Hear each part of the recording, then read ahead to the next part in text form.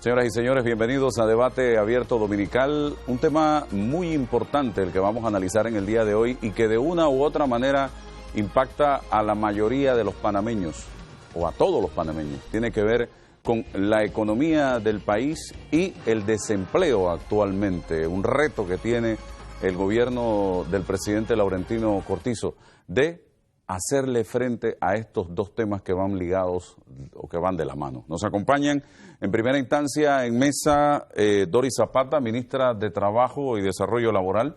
Gracias por estar con nosotros, ministra. También Danilo Toro, sociólogo, analiza los temas con nosotros aquí cada domingo. Ariel Ayala de Manpower, una empresa que ha estado realizando estudios de manera permanente sobre este tema del trabajo, del desempleo en nuestro país. Me acompaña Antonio Fletcher, asesor del Consejo Nacional de la Empresa Privada y expresidente del Consejo también de la Empresa Privada. Vamos a tener también por acá al viceministro de Economía, Jorge Almengor, y a un asesor de CONATO, Augusto García, que se sumará a la mesa en algunos minutos. Gracias por estar aquí con nosotros en el día de hoy. Voy a comenzar con usted, Ariel. ¿Cuáles son las cifras que ustedes manejan hasta hace un par de meses atrás en base a los estudios que han realizado? ¿Cuáles son las estadísticas? Muchas gracias, Álvaro. Hasta hace 3 meses que lanzamos nuestra última encuesta de expectativas de empleo, que la lanzamos trimestralmente, la tendencia de contratación de personal en el país era el crecimiento de un 3%. Es una expectativa de empleo que crece un punto porcentual en una escala intertrimestral y en una escala interanual es una tendencia neta de empleo que crece, que se mantiene estable. Es decir, hace un año atrás estaba en 3 puntos porcentuales también. ¿Qué quiere decir eso desde el punto de vista de la investigación? Quiere decir que desde cada 100 puestos que hay en la República de Panamá se van a estar generando 3 puestos más en este trimestre que corría desde junio hasta finales de septiembre. Entonces, lo que podemos ver ahí, cuando vamos más a fondo en la estadística, es que 3 sectores lideran la contratación de personal. El sector de la construcción, el sector de los servicios y el sector de los transportes y telecomunicaciones. El sector de la construcción principalmente se veía movido por el proyecto del cuarto puente sobre el canal y también por el proyecto del corredor de playas. Vemos el sector logístico o el sector de transporte y telecomunicaciones, movido principalmente por el desempeño del sistema portuario y el desempeño del canal de Panamá. Y en segunda, el sector servicios también, movido sobre todo por los servicios financieros, entre otros temas muy importantes. Por ejemplo, hubo un préstamo del BID para comarcas indígenas, para emprendimiento dentro de las comarcas indígenas, valorado en unos $40 millones que se prevé que pudiera generar mucho movimiento dentro de la zona. Entonces son las estadísticas que tenemos desde hace 3 meses atrás hasta ahora. Creemos que es una estadística, digamos, conservadora. El empresariado nos está diciendo que sí va a contratar personal, pero al mismo tiempo que va a ser muy específico a la hora de contratar personal. Acá siempre, digamos, desde el punto de vista privado, tenemos esa sensación de que antes estábamos contratando más masivamente, pero una cosa cierta es que no se podría mantener ese ritmo de contratación masiva permanentemente, ¿no? En algún momento, como todos los ciclos económicos, sube, baja y se mantiene como en este momento se está manteniendo estable desde hace más o menos un año. Ese porcentaje o esa cifra que refleja la encuesta, ¿cómo lo ven ustedes? ¿Sólida? ¿La ven débil? ¿La ven normal? No, la vemos como una estadística conservadora. Si nos vamos a la tendencia global, esta estadística o esta encuesta se hace en 44 países y territorios donde Manpower Group está presente. Si nos vamos a la estadística global, Panamá se sitúa en el mismo porcentaje que países como China, que países como Australia, que países como Alemania. Entonces, nos situamos al lado de economías desarrolladas. Ahora, hay que hacer una lectura importante, que es que Panamá no es una economía desarrollada, sino en vías de desarrollo, por lo cual no debiéramos tener la estacionalidad que tienen las economías, por ejemplo, de China y de Alemania. Ahora bien, ¿qué quiere decir eso en términos prácticos? Quiere decir que no estamos mal, pero estamos por debajo del potencial que pudiera tener Panamá para generación de empleo.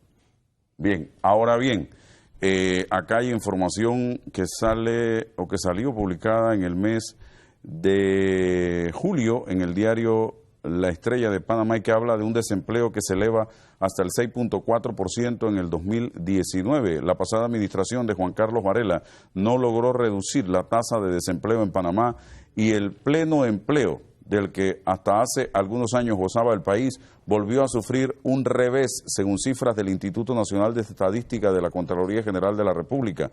De acuerdo con las cifras, a marzo del 2016, la tasa de desempleo aumentó 5.6%. En igual periodo del 2017, creció 5.6%, en el 2018 subió 5.8% y en el 2019 se incrementó en 6.4%.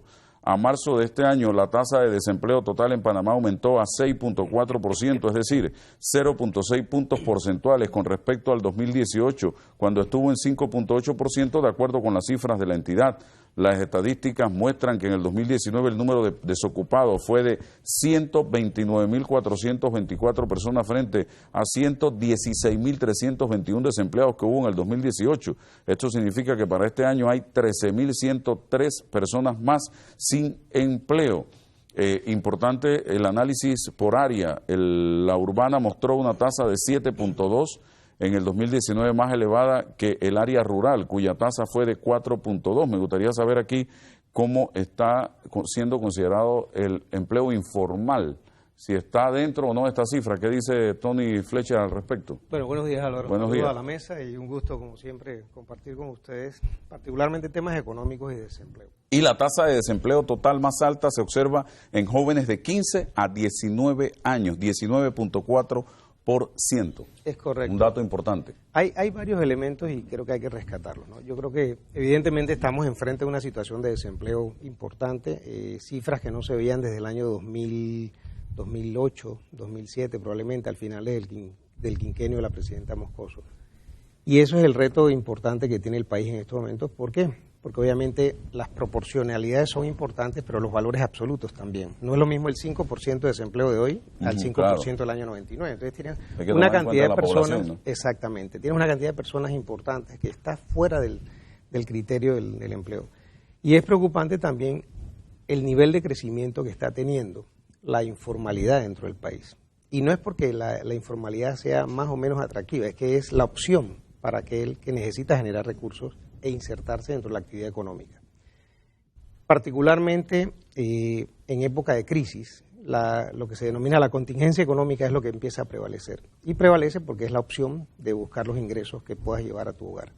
Y ese es definitivamente un elemento importante.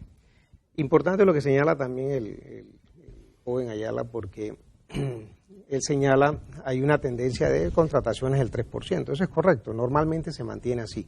Pero cuando tienes una situación de desocupación de estos niveles de 6.4%, tienes que considerar también un elemento que es importante. El sector privado está presto a contratar, pero ese sector privado tiene que ser selectivo por una sencilla razón. Necesitas que la persona que estás buscando tenga la competencia necesaria para que se adapte de manera correcta a ese proceso de inserción.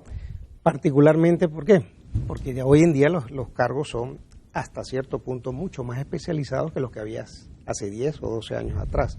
Y eso te genera inmediatamente una discrepancia entre la juventud particularmente, que no termina su capacitación o su formación técnica o su formación profesional y simplemente llega a cierto nivel educativo y no puede insertarse adecuadamente dentro del segmento laboral, que es lo que estás teniendo.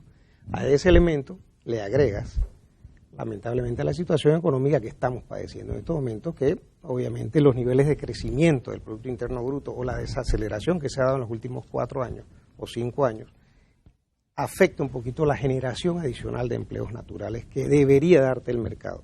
Si nos vamos a la estadística dura, nosotros arrancamos con una población económica activa en el 2014 de 1.6 millones de personas. Hoy en día, al cierre, deberemos estar cerrando el 2019 con 1.900.000, que es lo que se denomina la población económicamente activa. Pero lo más preocupante, adicional al crecimiento natural que se da por el efecto poblacional, está cómo crecen los desocupados en cada una de las categorías. Y no existe ninguno de los denominados conductores de la economía que no haya crecido de manera importante. Si nos vamos, por ejemplo, al sector de la industria, Los desocupados en el 14 era por el orden de 3.2 millares o 3.200 personas, hoy en día son 5.400 personas. Si nos vamos al caso de la construcción, que es un segmento extremadamente importante de la economía, tienes 8.800 personas en el 2014, hoy tienes 16.000 personas desocupadas. Obviamente de acuerdo a los registros oficiales que existen. Información del Ministerio de Economía y Finanzas que compartimos casualmente en la Comisión de Salario Mínimo.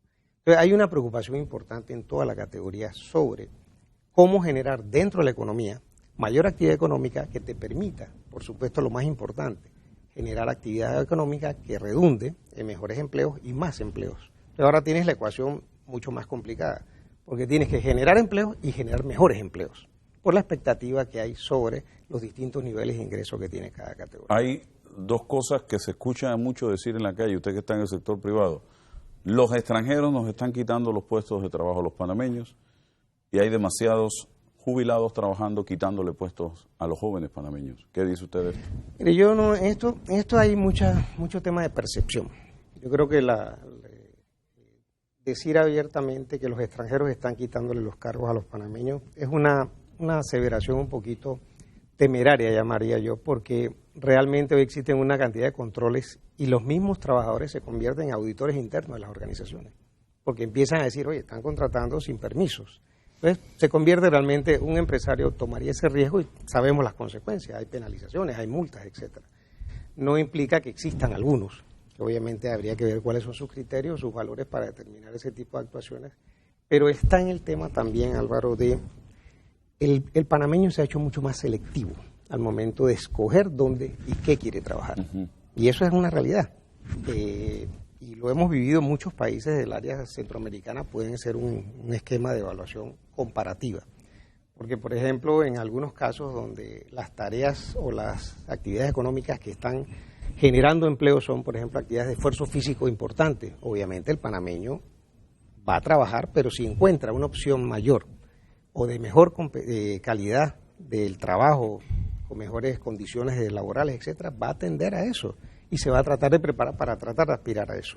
Pero eso es un tema de ecuación de oferta y demanda que va a tener que generarse dependiendo de la actividad económica. ¿Qué nos queda en estos casos? Obviamente, sector privado responsable, de manera correcta, siempre estar cumpliendo con los parámetros y las normas establecidas para cumplir con el Código Laboral, y particularmente que hay una auditoría natural. Esa auditoría natural te la da el mismo empleado de la organización. ¿Qué dice la ministra de estas cifras que han salido a la palestra? 6.4% de desempleo, el tema del empleo informal que se maneja a nivel de las estadísticas que ustedes tienen, la economía del país, donde se encuentra en este momento, cuáles son las áreas más afectadas en este instante que vive la nación panameña tan difícil, en el que se está dando una transición de un gobierno a otro. Bueno, fíjate, Álvaro, yo quiero ser muy responsable al hablar de cifras, porque nosotros estamos trabajando con las cifras del Instituto Nacional de Estadística y Censo de la Contraloría General de la República. Y en efecto ellos lo que nos indican a nosotros es el 6.4% de desempleo y una tasa de 43.4, casi 44% de empleos informales. Sin embargo, quiero decirte que la experiencia de nosotros en estos 60 días que nosotros hemos tenido la oportunidad desde la Dirección de Empleo de establecer cuáles son un poco hacia las líneas hacia donde nosotros vamos a establecer y realizar ferias de empleo que estamos convirtiendo en feria de oportunidades para poder abrir el marco de oportunidades a todos los ciudadanos que nos visitan, es que estas cifras tendríamos que revisarlas. Nosotros le hemos manifestado a la Contraloría General de la República la necesidad de tener una proyección, inclusive, para poder nosotros hacer las discusiones correspondientes que estamos realizando en estos momentos aparte con la mesa de salario mínimo, porque la percepción y lo que hemos vivido en estas ferias han sido sobre todo la presencia de jóvenes, la concurrencia de jóvenes en estos espacios ha sido mucha, y la verdad es que pareciese ser que ese 6.4% sobrepasa y que ya nosotros estamos hablando de un porcentaje mayor que tendríamos nosotros que cubrir. Desde el Ministerio de Trabajo nosotros tenemos grandes retos, por supuesto, y por eso que hemos planteado una feria de oportunidades donde haya una articulación de las instituciones de gobierno para poder no solamente trabajar en lo que son una oportunidad de empleo en estos espacios, sino que también haya una articulación y que podamos también trabajar en el emprendimiento, en la sociabilidad de cada una de las personas que visitan estos espacios. Y por supuesto, también dejar claro que los retos, y nosotros nos encontramos una administración y una finanza que ya hemos estado planteando y que el presidente ha sido claro, cada uno de los pasos que ha dado el presidente Laurentino Cortizo han estado dirigidos a poder nosotros ordenar la casa, en principio, para poder nosotros también, en función de ese crecimiento económico que debemos tener la responsabilidad también como todo gobierno de poder trabajar, poder ir avanzando positivamente y poder nosotros establecer políticas públicas claras en función de lo que nosotros nos hemos establecido como equipo de gobierno. Entonces, yo creo que definitivamente nosotros tenemos de esa población de desempleados, de las cifras que se manejan, 80.000 jóvenes es lo que nosotros manejamos de acuerdo a las estadísticas que están en situación de desempleo. De estos 80.000 hablamos de una población que hablaba Álvaro de 120, 129.000, que es la población total, y tenemos áreas que para nosotros son más, obviamente, mucho más preocupantes que otras. Nosotros de ahí tenemos que dividir entonces, de acuerdo a la población, Colón, lo que encontramos que tiene 8.8, después tenemos también exactamente que tenemos que prestarle atención a áreas como esta, que por supuesto, a pesar de que tienen grandes empresas en zona libre de Colón, está un sector portuario que tiene que ver mucho con lo que hablaba Ariel del tema de los servicios y de los tres específicos sectores que para nosotros representan productividad y que puedan realmente generar empleo. A pesar de eso, nosotros tenemos una provincia que también marca un desempleo alto. Entonces yo creo que es una articulación de esfuerzos, ¿no? Creo que entre Colón. Así es una articulación de esfuerzo y en función de eso hemos estado trabajando, Álvaro. Yo creo que el tema de la informalidad es un tema que nosotros debemos ver seriamente y que debe ser una alianza entre el sector privado también para poder también concientizar entre los trabajadores y el sector privado, cómo nosotros podemos romper ese círculo que existe por muchos años en este país y que nosotros tenemos una responsabilidad para poder mejorar la calidad de vida a los panameños y panameñas, por supuesto, y que van en función de que ellos entren en este círculo de la seguridad social que todos tenemos derecho. Para enfrentar este tema del desempleo y de la economía, necesitamos por fuerza ser atractivos a la inversión extranjera. ¿Cierto o falso?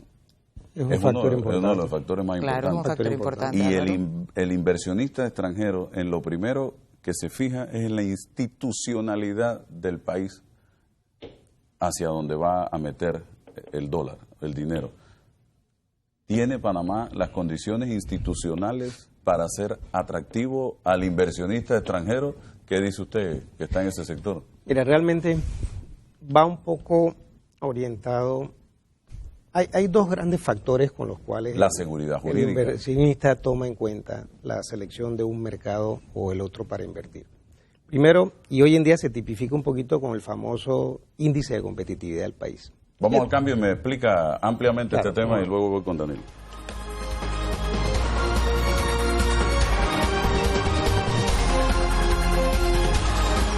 Bien, se suma a la mesa el viceministro Jorge Almengor. Gracias por estar aquí con nosotros del Ministerio de Economía y Finanzas. ¿A usted le corresponde la cartera de Finanzas o de Economía?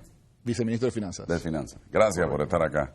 Vamos a seguir. Tenía el uso de la palabra el señor Fletcher porque hay factores importantes al momento en que un inversionista extranjero toma la decisión de llevar ese dólar a un país. Yo no sé si Panamá es atractivo hoy, como están las cosas, para inversionistas extranjeros en materia de seguridad jurídica, de institucionalidad y demás. Yo quisiera nada más retomarlo porque creo que hay varios elementos que se establecen. Uno es el índice de competitividad, que es el que te determina a través de una matriz muy amplia. Te evalúa prácticamente, te hace una radiografía completa al país.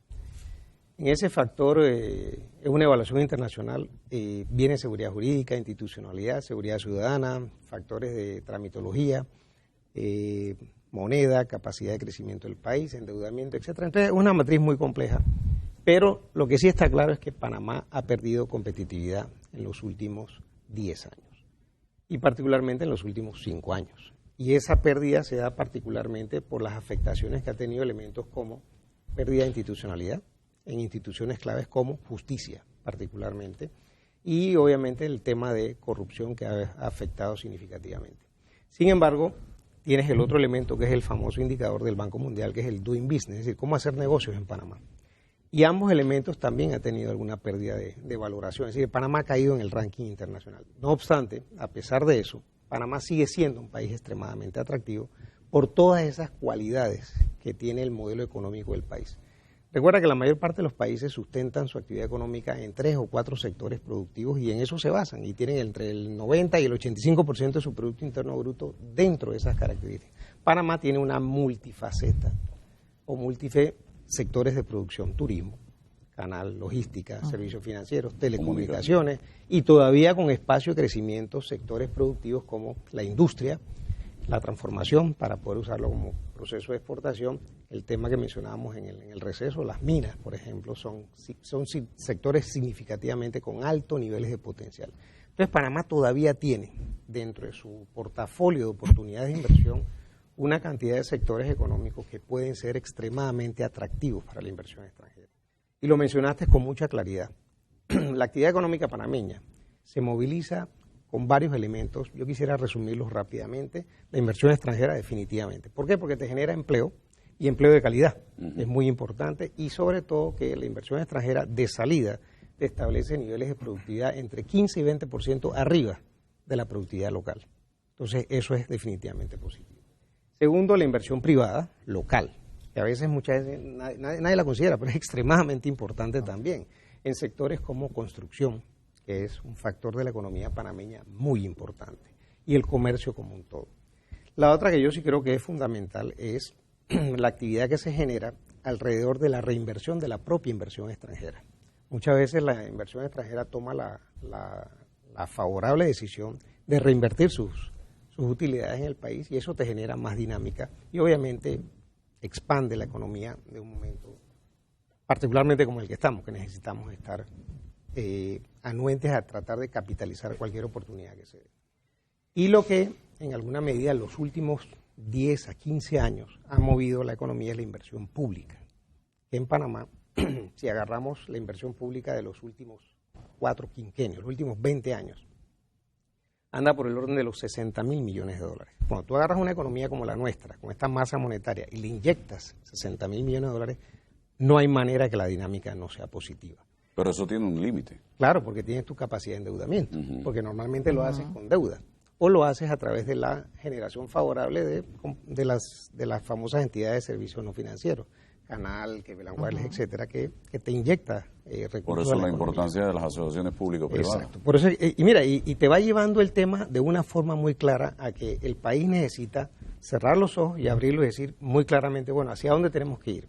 Necesitamos infraestructura, necesitamos modernizar algunos otros elementos, la parte de gestión pública tiene que moverse y esto no puede ser un esfuerzo únicamente del sector público. Ahí es donde entra entonces la importancia y la ponderación favorable de leyes como la que está en la Asamblea, es la alianza público-privada.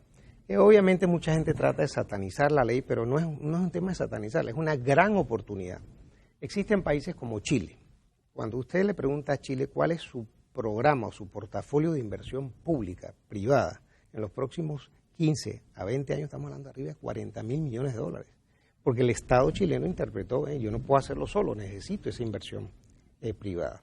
Panamá no tiene una chequera infinita. Panamá tiene su limitación con base a su crecimiento, su Producto Interno Bruto y demás.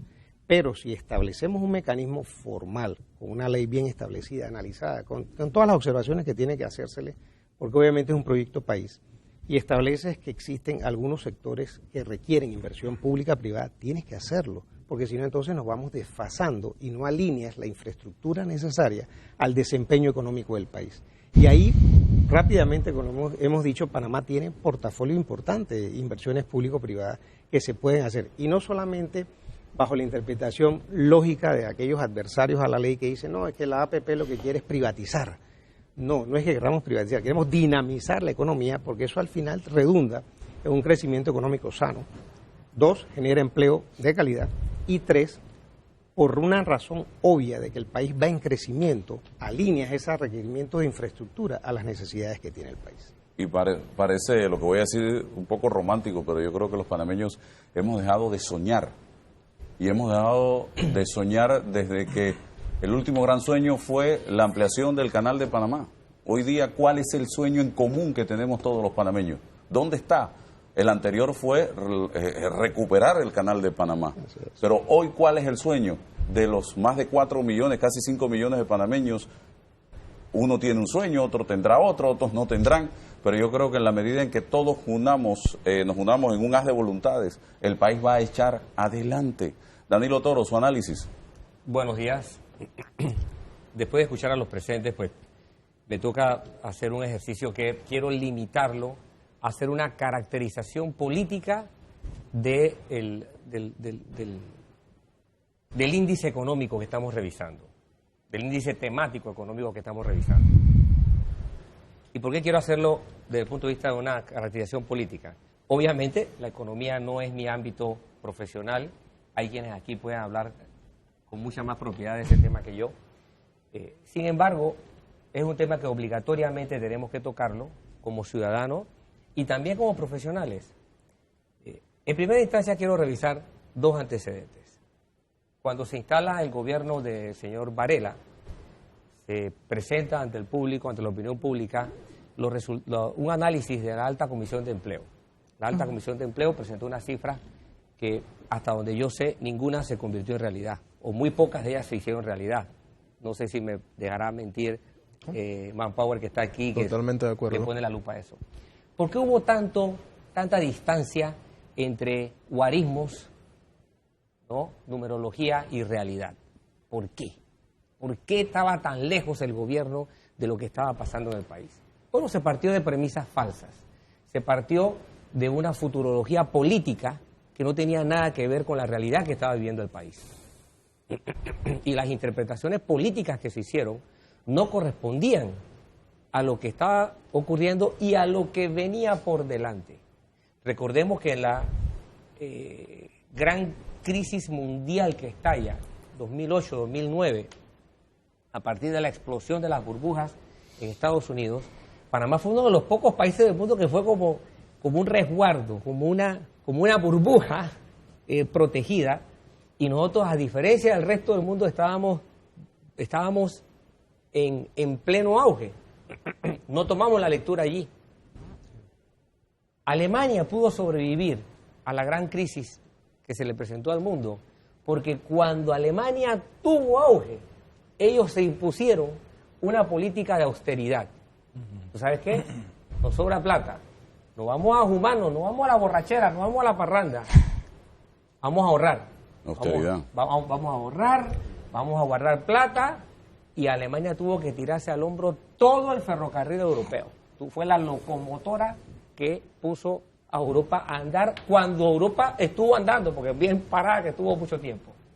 Nosotros no pensamos así. Somos panameños, no somos alemanes. Así que en el momento de hoy había plata. Gasta. Tírala para allá, tírala para acá, gasta. No, la vida loca. Somos expertos en vivir la vida loca porque había plata. Entonces, los números de la Alta Comisión de Empleo ficticios no era que eran malintencionados. No quiero acusar de malintención a nadie. Creo que fue un ejercicio que ojalá se repita con la corrección que se debe, pero no correspondían a la realidad. Encima de eso, ¿qué factores políticos intervinieron para acrecentar el infortunio panameño? Bien, uno, oye, nuestra cultura interna nos pegó duro los Panama Papers, pero también pasamos a una premisa equivocada. Eso no nos va a afectar. No, ese problema no nos va a afectar. Tanto es así que no nos va a afectar. Es que somos suicidas por vocación, vamos, por vocación somos suicidas. Que nos llamamos nada menos que a un premio Nobel, ¿no? A un señor que ha escrito previamente sobre este tema Para que y del cual no podíamos esperar otra cosa que una actitud absolutamente crítica. Lo llamamos y le dijimos, bueno, usted va a hacerlo. Y lógicamente el señor tuvo que salir espantado a decir, esto es un desastre. Y después Exacto. Y Era después el malo de la película. nos damos el tupé de salir a descalificarlo. Después nos quejamos si afuera no nos quieren y nos quieren meter en listas moradas, azules, grises, oscuras o negras. Nos fuimos enredando en las patas de los caballos. Porque no mandamos señales de coherencia hacia el exterior. Los Panama Papers fueron un problema. Estuvimos en el mar de fondo de Odebrecht. ¿Y el caso Wackett? Y el caso Blue Apple. Wackett. Y Blue Apple. O sea, todo este conjunto de casos generó una preocupación. Y todavía uno se pregunta, ¿cómo no va la inversión extranjera, que ya de por sí tiene sus propios problemas a escala mundial, a resentirse con respecto a Panamá, si las señales que nosotros emitimos desde el punto de vista político son señales equivocadas? Es así como nosotros, enviando señales equivocadas, no emitimos la imagen de confianza que debemos emitir. ¿Por qué las empresas norteamericanas no licitan en Panamá? Preguntémonos eso. ¿Por qué no tenemos embajador de Washington en Panamá? ¿Por qué? Toquémosle la puerta ya a la embajada en Clayton y preguntémosle, ¿por qué sus empresas no licitan en Panamá? ¿Cuánto nos cuesta a nosotros el relajito que tenemos aquí con el tema de la falta de transparencia? ¿Cuánto nos cuesta en términos de dólares y centavos? ¿Quiénes son los que vienen a competir, a querer ganarse una licitación en Panamá? ¿Y quiénes tienen que aprender a sobrevivir en un sistema político que ya demostró toda la porosidad y la insostenibilidad de que es capaz de desmoronarse? Otra caracterización que vale la pena tener, ya la hicieron aquí anteriormente, es el sostenimiento de la estructura social con respecto a la estructura económica. De 39% que teníamos hace poco más de un quinquenio en la población económicamente activa, que participa de la economía desde el ángulo informal, hemos pasado a casi 45%. Es decir, este segmento está aumentando. Entonces, nos gusta darnos nuestra dosis de narcoalegrarnos, ¿no? Nos narcotizamos con nuestra propia información. ¿Y cómo nos narcotizamos?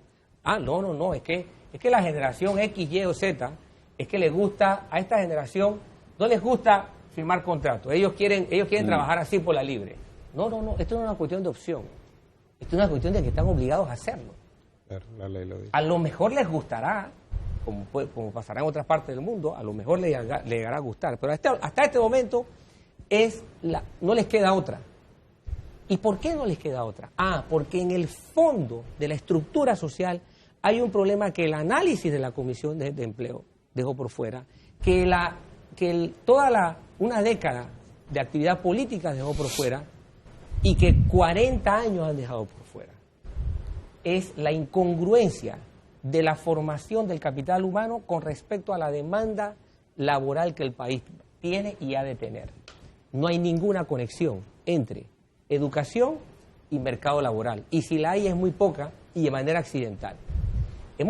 Preferimos, hubo gobiernos que prefirieron ir a ver qué pasaba en Singapur para, entre comillas, copiar un modelo incopiable, porque aquí nadie va a querer meterle un tiro a un primo que se robó algo del gobierno. Nadie lo va a querer hacer. En Singapur sí lo hicieron. Por eso son como son. Y lo hicieron a montón. Acá había que aprender de otras experiencias que estaban a la vuelta de la esquina. Nadie se fue al técnico. No, aquí. Costa Rica. Aquí, al técnico Don Bosco. Aquí no había ni que usar el pasaporte. Bastaba coger un metrobús, irse al técnico Don Bosco y preguntarle a los curas de allí, ¿ustedes qué hacen que el mercado laboral se pelea a los muchachos que ustedes preparan? Los muchachos que estaban ya en cuarto año el técnico Don Bosco, todos tienen trabajo. Aquí preferimos construir un plantel educativo enfrente de INADE y dejar que INADE se esté cayendo a pedazos. 250 millones de dólares en esta pirámide de que circular. Y entonces, como decía yo, a 15 minutos de distancia, Jeff Tabe Duncan, una década con el taller de electrónica sin energía eléctrica, y enfrente el INADE, literalmente pudrido. Y como digo podrido es así, las losas a pedazos en el suelo, podridas. Entonces, ¿en qué cabeza cabe eso? Bueno, eso Esos son costos económicos que se traducen en costos sociales. Entonces, ¿por qué? Porque se asumen posiciones políticas desvinculadas de la realidad y comprometidas con situaciones que nadie sabe a qué responden. Un tercer elemento que quiero poner sobre la mesa es la relación que hay entre las expectativas de la gente y los compromisos políticos. La gente asume que los gobiernos deben crear empleos.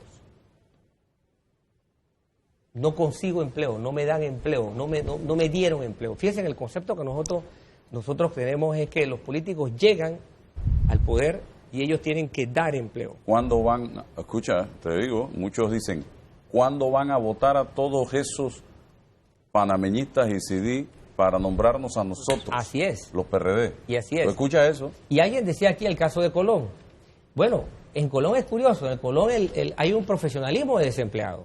Colón se caracteriza por ser la provincia, tal vez no la que más desempleados tenga proporcionalmente, pero es la que más desempleados tiene por más tiempo. Es decir, usted entrevista hoy y te encuentra una población X de desempleados que hace 10 años era desempleada. En cualquier parte del mundo esa gente hubiera muerto por inanición. En Colón no. Eso no pasa en otras provincias. ¿Cuántos empleos públicos hay? ¿100 cuánto? No, anda por 200 y tantos. 200 y pico mil. ¿Y cuántos miembros tiene el Proporcionalmente sí es la más alta. ¿Y cuántos? 8.8 Exacto. y de ahí vas ¿Y bajando. cuántos según las miembros tiene el respuestas. PRD? Cerca de 600. Nosotros tenemos 500.000 miembros. Ni votando del a partido. todos los servidores Así es, públicos, así todos, Ahora, cumple con la cuota del PRD. pero es curioso, cuando uno ve la autoidentificación de las personas y usted encuesta en las comarcas, usted encuesta en los sectores rurales, los más recónditos, la gente, aunque no tenga dinero, aunque no sea remunerada, no se autocalifica como desempleada. Sí. Sin embargo, si usted pregunta en Colón o en Panamá, la gente dice yo estoy desempleado. Pero allá, el que no tiene nada, el que tiene hasta desnutrición, no dice estoy desempleado. Te dice yo soy jornalero o yo vivo de la agricultura, aunque no tenga nada que sembrar.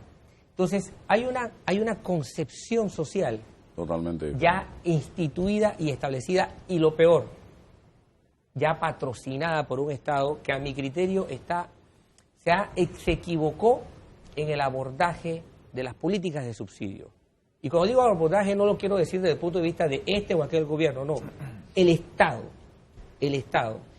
no te puede decir, hoy día, esto que invertí en subsidio, ¿en qué se me convirtió acá en rendimiento del capital social?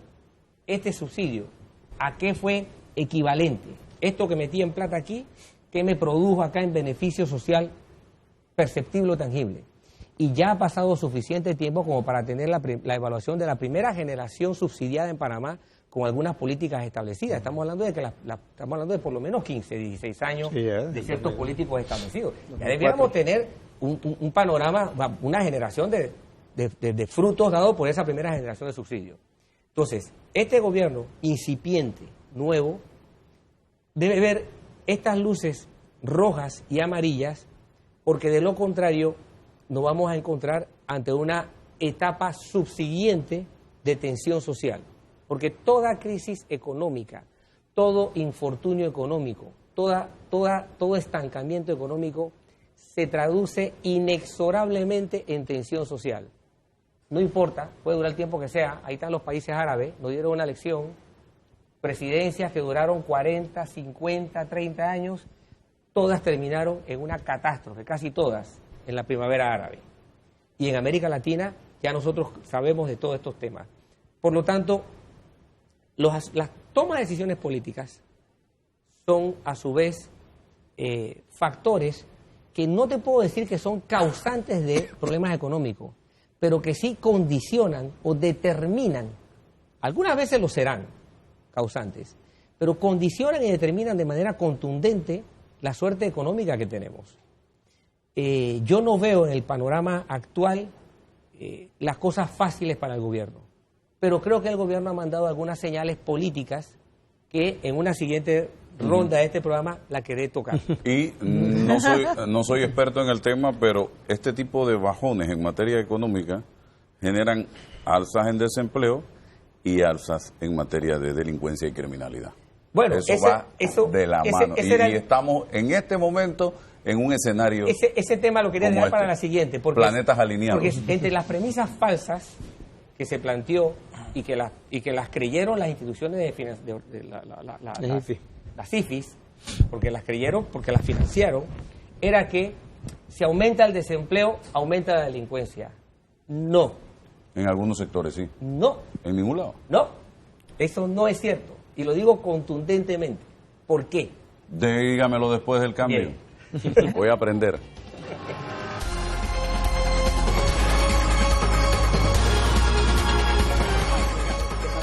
Vamos a ver, yo escucho y aprendo. ¿Qué dice su teoría? No se crea, yo estoy aquí para aprender también, don Álvaro.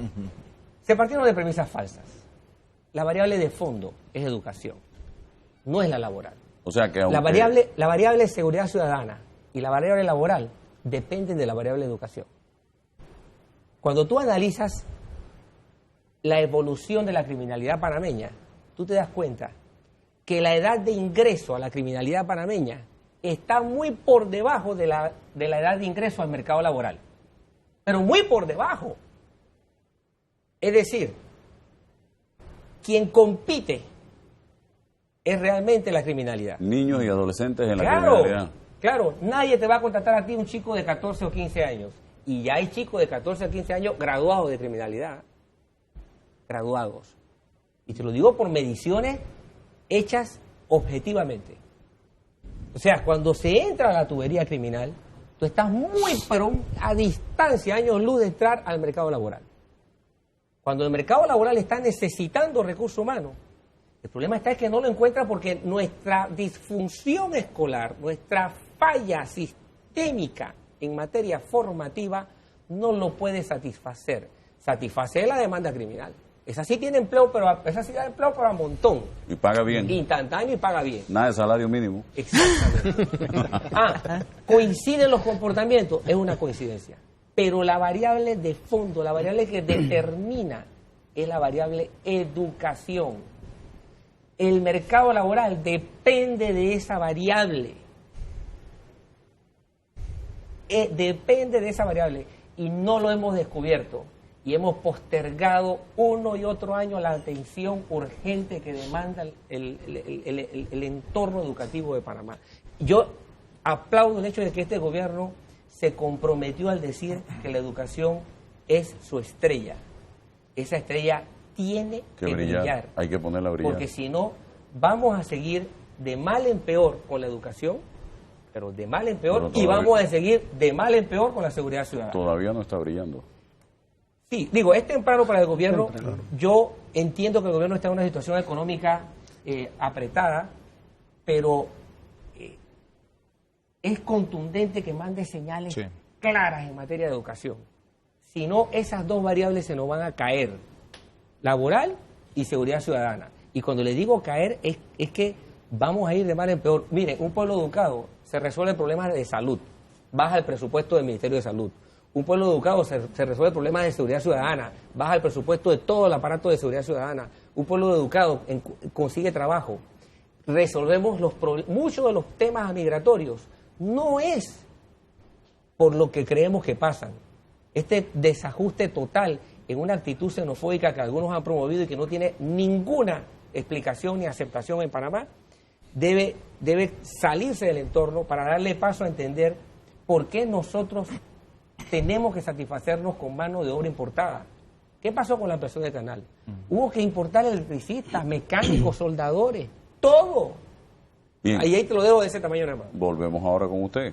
Es que cuando se está en gobierno no es un día más, es un día menos. Eso es cierto. El que pasa y que hay que aprovechar. ¿Qué dice el viceministro? Bienvenido. Bueno, buenos días, Álvaro. Buenos días a todos los colegas. ¿Cuál es la situación actual? En efecto, mira, y yo creo que para estos programas a veces es mejor venir como espectador y escuchar y aprender que lo que podamos aportar. La realidad es que, en efecto, escuchando los dos bloques anteriores y siendo partícipe de esto, nosotros concordamos mucho en lo que se ha discutido y de hecho no es por posición propia, sino porque el plan de acción, el plan de gobierno del presidente Laurentino Cortizo para los próximos 5 años se fundamenta en ese tema en particular. Tú bien preguntabas de cuál era el sueño de los panameños ahora en día y la verdad es que sí, ayer, sábado 7 de septiembre, estamos celebrando un aniversario más de la firma de los tratados Torrijos-Carter. De paso, mi hija grande también nació el día 7 de septiembre, así que es torrijista. Pero bueno, la pregunta no es realmente todo lo que hemos hecho, sino qué esperamos hacia futuro. Y en efecto, nosotros creemos que, tal cual el presidente Cortizo siempre lo ha manifestado, es esa sexta frontera, la del combate a la pobreza y la desigualdad y la justicia social, la que nosotros como panameños tenemos que tomar como bandera y atacar. ¿Cómo lo hacemos? Por supuesto que es un ataque frontal e integral en diferentes aspectos, desde un punto de vista principalmente de políticas públicas, pero definitivamente que la educación es la estrella y tiene que ser la estrella no solamente de este gobierno, sino de todos los gobiernos y de la sociedad panameña. Porque tal cual bien lo menciona el doctor Toro, un pueblo educado no comete ciertos errores y de hecho un pueblo educado es hasta más tendiente a tener una política social de ahorro y de prevención a situaciones que efectivamente te pueden afectar desde un punto de vista económico y social, ¿no? Y de hecho eso es lo que hemos estado viviendo prácticamente los últimos años, en los cuales, a pesar de las situaciones económicas extranjeras e internacionales, el país ha tenido una especie de crecimiento entre comillas, porque sabemos que es un crecimiento que ha sido fundamentado principalmente en un gasto público que tal vez no fue medido en función real de las capacidades del presupuesto general del Estado, el déficit, los niveles de endeudamiento y demás. Es decir, utilizamos una tarjeta de crédito pagando todos los proyectos faraónicos que hemos visto y un desarrollo de infraestructura amplio, pero que en últimas instancias es el pueblo panameño el que va a tener que pagarlo día a día, y es lo que nosotros ahora mismo estamos concentrados, tal como lo menciona la ministra, que básicamente es un programa de poner la casa en orden a través del Ministerio de Economía y Finanzas en función de que hemos hecho un ajuste presupuestario, se está conversando con cada una de las instituciones para que orientemos de manera eficiente esa inversión y ese gasto público con un objetivo principal, que tenga un impacto socioeconómico real, que es efectivamente una de las cosas que mencionaba el doctor Toro. Ahora, eso no lo puede hacer el gobierno solo, en efecto, como bien lo mencionabas. Yo concuerdo con el compañero de CONEP de que en efecto la necesidad es no solamente de la inversión pública, sino también de la inversión privada, tanto local como extranjera. Y en última instancia, por supuesto que la extranjera es la que más puede redundar en mayor beneficio de la economía nacional por efectos de que se reinvierte en otras actividades puntuales. Ahora, aparte de la institucionalidad pública, que es sumamente importante como uno de los factores de riesgo que se consideran para esa atracción de inversión, también está la seguridad jurídica, obviamente un sistema de justicia que sea adecuado y que cumpla con los términos y que cumpla en función de protección de la inversión, sino también el tema de capacidades profesionales, que volvemos entonces al punto de la educación.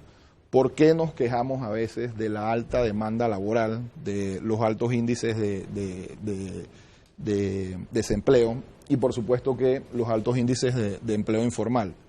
Pues porque en muchos de los casos nuestra oferta laboral de empleo no va de la mano con las capacidades profesionales de las personas. Entonces es ahí donde nosotros tenemos que concentrarnos, pero es un tema que va a tomar tiempo porque tenemos que adoptar políticas públicas adecuadas para que tengamos buenos profesionales que puedan formar a esos panameños del futuro.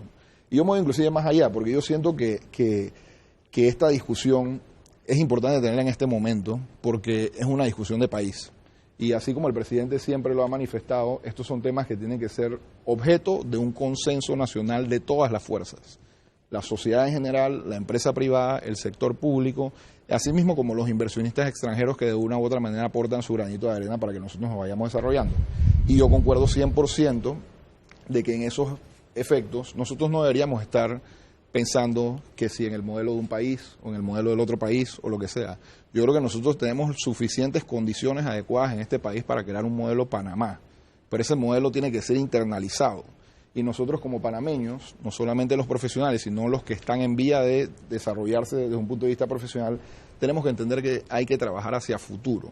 Entonces ahí tenemos ciertos retos que de hecho lo conversábamos con la ministra de Trabajo, por ejemplo, desde un punto de vista de normativa administrativa que permita esa entrada de inversión extranjera y que nos permita a nosotros, y no solamente a nosotros, bien lo mencionaban, los panameños del futuro, los millennials, los ya no sé, hay diferentes nuevas generaciones, cómo insertarlos a ese mercado laboral que en efecto sabemos que en otras jurisdicciones tienen otro tipo de realidades, trabajan desde casa, los trabajos son un poquito más cómodos y flexibles, pero cumplen con normas. Y ese cumplimiento de normas es importante entender lo que se traduce en pago de impuestos, en seguridad social, en capacidades de afrontar las necesidades sociales inmediatas de las personas, y que por supuesto de una u otra manera todo ello se traduce en que el Estado pueda reinvertir esa carga de impuestos hacia la sociedad. Entonces, ahí hay diferentes temas que nosotros estamos considerando. Por ejemplo, ahora, a pesar de que nos hemos abocado a toda una revisión del plan de acción, por ejemplo, para el cumplimiento de Gafi, de salida de las listas grises, que queremos hacerlo en un plazo no mayor de 12 meses, y que consideramos que va a ser altamente posible. De igual manera y en igual medida nosotros hemos transmitido ese mensaje al sector de servicios de que tenemos que repensar esta economía de servicios que nosotros tenemos.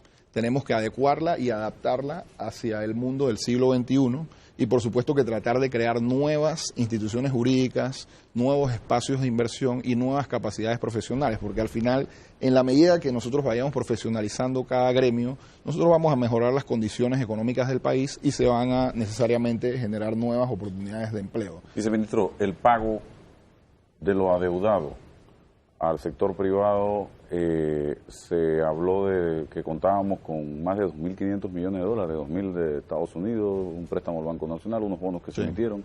¿En qué quedó eso? ¿Cuánto se ha pagado hasta el momento? Es importante que aclaremos algo, y es que obviamente la emisión de bonos que se hizo de unos 2.000 millones de dólares a nivel internacional, más otros proyectos y programas de endeudamiento, préstamos con multilaterales y demás que se han estado negociando, básicamente no solo se orientan al pago de obligaciones por pagar que tenía el Estado pendientes al 31 de diciembre de 2018, sino que también era una necesidad de flujo de caja del propio Estado para poder hacerle frente a las obligaciones del presupuesto actual del 2019. Entonces, en efecto, uno de los pagos que se ha realizado de las deudas previas ha sido el de los agroproductores, que fue importante porque la producción o el agro, el sector primario, representa aproximadamente el 2% del PIB, pero a su vez tiene una incidencia de aproximadamente 15% en el sector laboral, lo cual para nosotros es uno de los principales motores por efectos de que esas personas que recibieron su pago van a poder reinvertirla en cosechas nuevas, pagar sus obligaciones familiares y todo lo demás.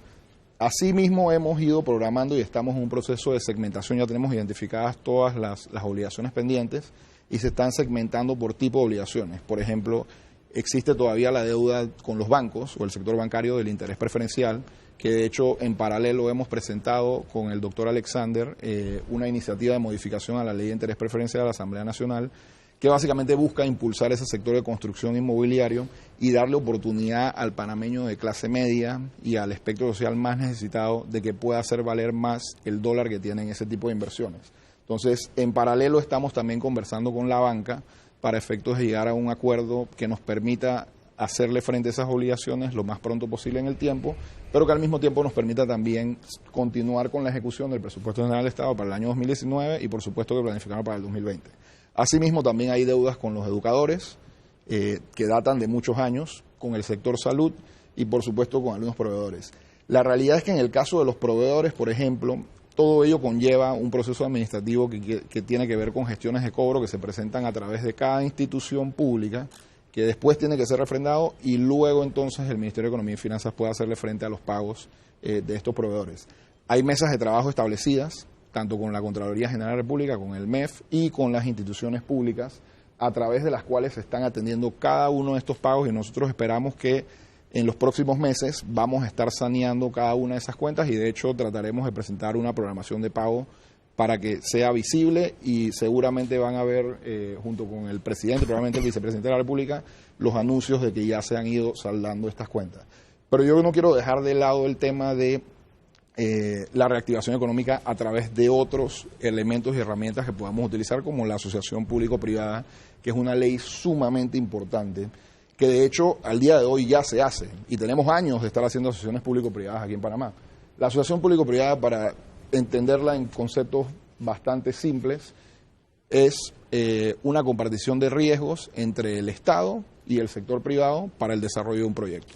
Eso quiere decir de que a través de licitaciones y diferentes tipos de procesos administrativos, nosotros podemos llegar a acuerdos en los que, por ejemplo, si para desarrollar un proyecto yo me iba a gastar 100, pero viene una empresa privada y me dice, gástate solo 30, yo me encargo de administrarlo, de operarlo, desarrollarlo y te lo entrego de vuelta en X cantidad de tiempo.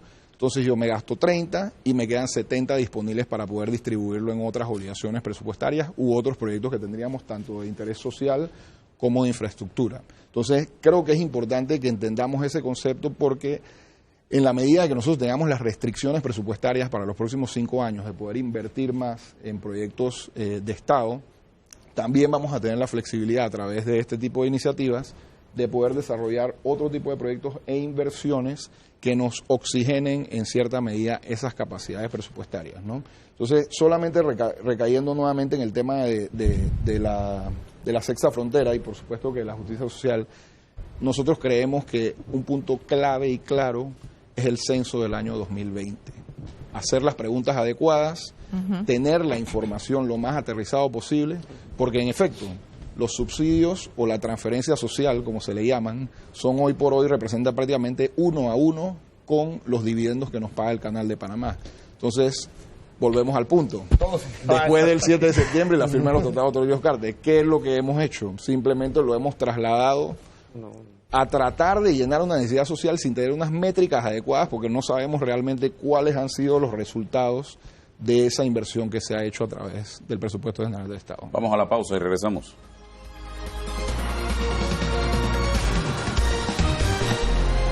Bien, seguimos adelante con el análisis de este tema. ¿Qué dice Ariel de lo que está escuchando versus lo que ustedes están viendo en la calle en este momento? Ariel, mira, se han tocado temas muy interesantes, Álvaro.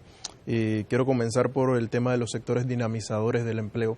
Típicamente en Panamá, a través del histórico, por lo menos los 10 años que nosotros tenemos investigando el mercado del empleo formalmente en Panamá, los 3 sectores que más generan trabajo son la construcción, el agro y el sector comercio. ¿Cuál es la panorámica hoy por hoy? Para el último trimestre vimos que la construcción se preveía un crecimiento de 10%. No sé cómo va a estar para el próximo trimestre, toda vez que el proyecto del cuarto puente era uno de los fuertes ahí, y lo vemos que está un poquito retrasado. El agro, como mencionaba el viceministro, ha recibido una inyección de capital, lo cual es bueno, genera mucho empleo. Por otro lado, el sector comercio, en nuestra última investigación, por primera vez en 10 años, marca números negativos, en un decrecimiento de 1%. Entonces, hay que voltear a ver qué podemos hacer para que el sector comercio no se vea tan golpeado, y eso es parte del tema de la reactivación. Otro tema interesante que se planteaba es el tema de la inversión extranjera contra la inversión extranjera que ya está en Panamá. Según cifras del Centro de Estudios Económicos de la Cámara de Comercio, la mayor parte de las inversiones extranjeras que estamos recibiendo hoy son reinversiones de utilidades. Entonces, nos toca hacer un trabajo fuerte en captación de nuevas inversiones extranjeras. El tema de la asociación público-privada es un tema que se ha estado haciendo en Panamá ya desde 1990. No estamos hablando de nada nuevo, lo que estamos hablando es de regular algo que se ha venido haciendo. Es una iniciativa muy constructiva para el tema de generación de empleo. Se puede hacer en concesiones, en contratos ley, en empresas mixtas. Panamá ha ejecutado desde 1990 a la fecha algo así como 7.000 millones de dólares en contratos público-privados, pero Colombia nada más en los últimos 2 años ha ejecutado 8.000 millones de dólares en contratos públicos-privados. Wow. Entonces, estamos hablando que realmente tenemos que simplemente equipararnos a nuestros competidores regionales, porque si no vamos a hacer una economía retrasada.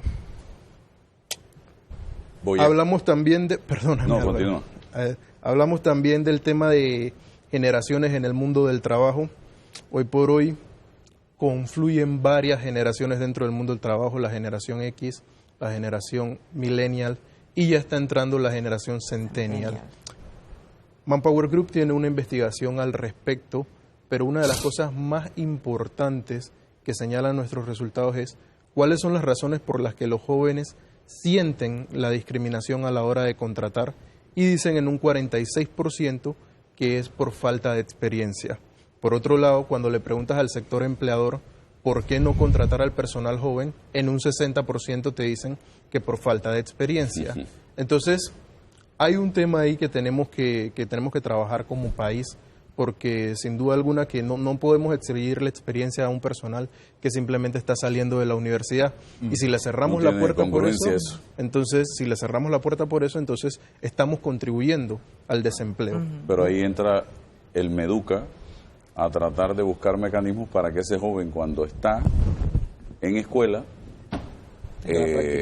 vaya. Hay varias cosas, Álvaro. Ahí en realidad hay varias cosas, ¿no? Hay varias cosas. Esto lo que está planteando es que se presente, se geste un nuevo modelo de relación laboral. De hecho, para algunas empresas importantes en cuanto a número de empleados o número de colaboradores o su facturación, ya el currículum vitae no va a ser tan importante.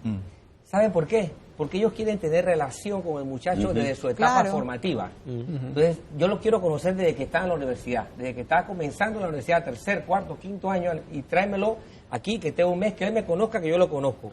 Ya pasó por aquí, ya yo lo conozco. Veo cómo se comportó, perfecto, te quiero de planta ya. Entonces, ese modelo nuevo de relación ya se está dando. Ahora, lo interesante es que el tema de la experiencia, el punto específico de la experiencia, sí está de plano, pero hay otras cosas. Y aquí quiero hacer una corrección a todo el mundo, comenzando con el Estado, sin ánimo de presentarme aquí como maestro de nadie, porque no lo soy. Simplemente una corrección por realidad, por tropiezo con la realidad. Las mal llamadas competencias blandas, por amor de Dios, no son blandas, son las más duras de conseguir. No le sigan diciendo competencias blandas. Son competencias para la vida, son competencias psicosociales, las que quieran, pero no blandas, son las más difíciles, las más duras de conseguir.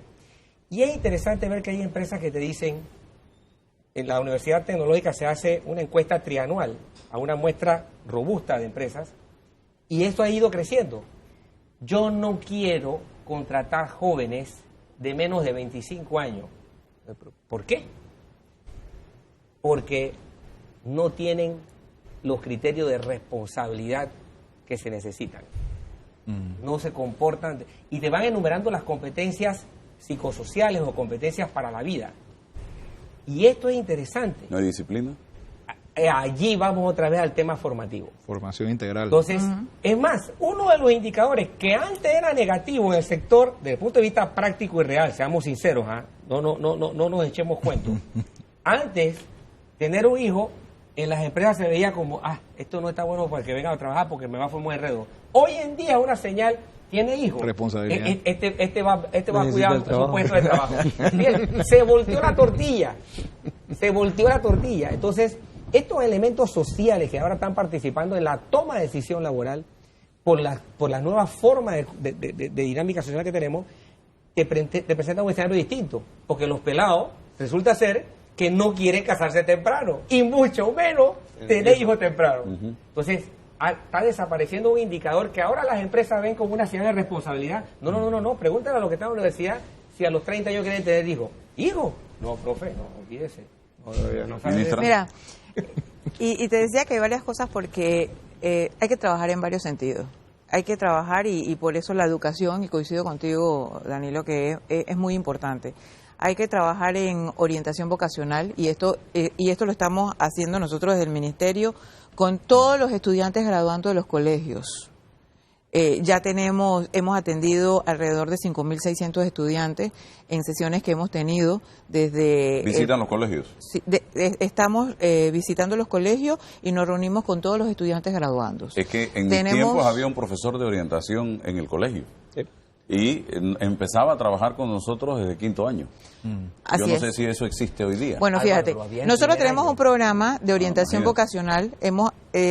Estos 60 días que tenemos de gobierno, hemos atendido 5.600 estudiantes en diferentes colegios, incluyendo 2 colegios de la comarca.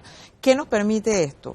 Darles orientación y tratar de que ellos también puedan descubrir destrezas, habilidades, aptitudes y que puedan mirar hacia otros lugares del mercado laboral. y da resultado, porque inicias con ellos desde ese momento, pero también, y no quiero que se pierda lo que está hablando Ariel, el tema de la falta de experiencia. Fíjate, el plan de acción del presidente Cortizo establecía un programa básico y específico en cuanto a este tema, que es el programa Aprender Haciendo, y que estamos casualmente trabajando en coordinación con el Ministerio de Economía y Finanzas. Estamos en la etapa final ya de este programa, en donde lo que es precisamente es dirigido a este segmento de la población que falta experiencia y conlleva un incentivo fiscal a las empresas para poder nosotros cubrir 3 meses de pasantías desde el Ministerio de Trabajo, donde nosotros asignamos una cantidad de $300, la empresa asigna el resto para poder ubicar el salario mínimo, se le da 3 meses de pasantía, y después de esos 3 meses de pasantía, de acuerdo a las habilidades que descubre el empresario, si se hace la contratación, entonces hablamos de un incentivo fiscal que podemos trabajar con la empresa. Bien, y nosotros, así es, entonces nosotros estamos presentando próximamente al Consejo de Gabinete ya la primera presentación ante el Consejo para poder entonces ser aprobado. Y esto nos ha llevado, desde que iniciamos la administración, para poder nosotros llegar a un acuerdo con el Ministerio de Economía y Finanzas, entendiendo que estamos en austeridad con eficiencia y también en hacer más con menos, para poder nosotros establecer este programa que para nosotros es un puntal que va a cubrir una población muy importante. He tenido la oportunidad de conversar con gente del Canal de Panamá, que es la empresa donde muchísimos panameños quisieran trabajar hoy día. Y me dicen, nosotros no necesitamos más ingenieros aquí, nosotros necesitamos técnicos, técnicos preparados para A, B, C, D, E, F, responsabilidad. Entonces yo creo que aquí, y no los consiguen muchas veces, lo importante también es buscar en el Canal de Panamá qué es lo que se necesita para preparar ese tipo de recursos humanos para que tengan la oportunidad de trabajar en esta empresa. Hay algo que lo quiero dejar suelto, Danilo, y es que nosotros, en el tema de la ampliación del canal, sí cumplimos la meta y sí asumimos el reto. Nosotros en ese momento que se da la ampliación del canal, nosotros hicimos la transformación del INAFOR a INADE. Y tú te sientas a hablar con el ingeniero Planel, que tuvo la responsabilidad en ese momento, y él te expresa y te detalla claramente cómo pudimos cubrir el 94% de la mano de obra de la ampliación del canal. En este país, solamente un 6%, y estamos hablando, allí ya entra otro tema, que es el tema de la transferencia de conocimiento, que obviamente vino para poder nosotros establecer y dejar el personal preparado, pero sí lo pudimos cubrir. Y yo creo que este es un tema muy importante. Nosotros acabamos de ratificar al nuevo director del INADE, y desde allí nosotros tenemos la responsabilidad de presidir el Consejo Directivo. Desde allí nosotros, en coordinación, porque además es un espacio tripartito que está representado por la empresa privada, está representado por los trabajadores y por supuesto por el Gobierno Nacional, y está el Ministerio de Educación, y nosotros tenemos una ministra de Educación comprometida sobre todo con este tema. Estamos dirigiendo, impulsando cada una de las estrategias que desde esta institución se va a elaborar para poder cubrir esa mano de obra y la oferta que tenemos en el mercado laboral, para poder nosotros realmente compaginar y poder atacar esto que tanto nos piden, y que nosotros, obviamente, si bien es cierto, como Gobierno Nacional estamos comprometidos en el crecimiento económico, y también se nos demanda, y a veces la gente asiste al Ministerio de Trabajo y te dice que va a buscar trabajo. Es que nosotros no podemos darle trabajo, nosotros estamos trabajando en cada una de las políticas, los programas para incentivar este movimiento hacia poder realmente garantizar esta mano de obra. ¿Ustedes tienen un inventario de las necesidades del sector privado? Sí, por supuesto. Para ponerlo en manos de Meduca y de las universidades. Hace un rato hablaba Danilo del tema de la alta comisión de empleo. Desde allí surgen algunas iniciativas de algunos programas que en efecto creo que es un tema que hay que revisar, pero sí, desde la Dirección de Empleo nosotros tenemos focalizado, por supuesto, hacia dónde va, y que coincide exactamente con lo que ha planteado Ariel. Hay espacios muy específicos, el tema de turismo, el tema de servicio, el tema de la construcción, el tema de tecnología. Nosotros estamos hablando de otros mercados, el tema de la logística, el sector portuario. Son mercados que realmente nosotros tenemos que mirar, y que poder también decirle a los jóvenes: está allí, te está esperando, vamos a trabajar en función de eso y vamos a dinamizar estos sectores para poder insertarlos. ¿Usted tenía otro elemento? Sí, yo creo que es complementario a lo que plantea la ministra. Mira, nosotros tenemos una investigación que se llama escasez de talento. Esa investigación mide qué tan fácil o qué tan difícil está siendo para el sector empleador cubrir los puestos en cada uno de los países que se hace. En Panamá específicamente, 35% de escasez de talento es lo que tenemos. ¿Qué quiere decir? Que de cada 10 puestos que se abren, 3.5 no se cierran. No conseguimos a las personas. La investigación también te lanza un listado de las 10 posiciones que son las más demandadas en el país y que típicamente son las que menos se encuentran, con las calificaciones que las requerimos desde el sector privado. Entre esas figuran, aunque no lo creas, figuran temas de secretarias y asistentes, también figuran temas de contadores y financistas, figuran ingenieros, pero no para la parte civil, sino para la parte de sistemas, ¿sí? Personal técnico calificado, personal técnico no calificado. Entonces, este tipo de vacantes, se han hecho muchísimos esfuerzos ya en cubrir esa escasez de talento, pero tenemos que seguir. Esa es la realidad, porque seguimos teniendo esa estadística. Te la estoy dando del año 2018 a junio. Estamos lanzando la próxima en los próximos meses ya. Adelante. Sí, yo sí quisiera rescatar dos cosas, ¿no? Primero, iniciamos hablando de desempleo, pasamos a economía y como siempre terminamos en la educación. Yo soy un convencido, el escalador social más grande, más importante que existe es la educación, pero hay que hacer un poquito del establecimiento de la posición de partida y la posición de objetivo, porque son dos cosas distintas, dónde arranco y dónde quiero llegar. Y la meta de este país, en los grandes temas que permiten una evolución económica, el país ha sido exitoso, no nos equivoquemos. La ampliación, lo dijo claramente la ministra, fue un factor fundamental. Aquí se dijo, necesitamos mano de obra de todo tipo, particularmente para la ampliación del canal, y pudo el país abastecerlo. Cuando tomamos la decisión de que el turismo era un factor importantísimo de desarrollo económico, el país preparó recursos humanos. Toda la vida vamos a estar desfasados en cuanto a la oferta académica y lo que el mercado está demandando. Cuando hoy en día tú analizas, y lo digo con mucho conocimiento de causa, porque tuve la oportunidad de coordinar esa comisión, cuando en el año 2010 se trató de establecer un balance entre la oferta académica universitaria y técnica y la demanda del mercado, y se proyectó a 15 años, todo el mundo quedó sorprendido porque seguía saliendo licenciados en Derecho, contadores, secretarias, programadores, etcétera. Pero había 4 sectores, específicamente minas, tecnología, por la famosa, el clúster de telecomunicación, y logística, Álvaro, que estaban demandando cantidades que no había la capacidad de abastecerlo en forma promedio de los graduandos al año para poder abastecer la demanda. Mira qué importante el modelo. En ese momento se dijo, bueno, entonces, ¿qué hacen las universidades? Bueno, las universidades tienen que evocarse a tratar de actualizar su oferta académica. Y creo que responsablemente algunas hicieron un esfuerzo sistemático en lograrlo. Y de hecho es donde nace el famoso Consejo de Evaluación Universitaria para la certificación y acreditación universitaria.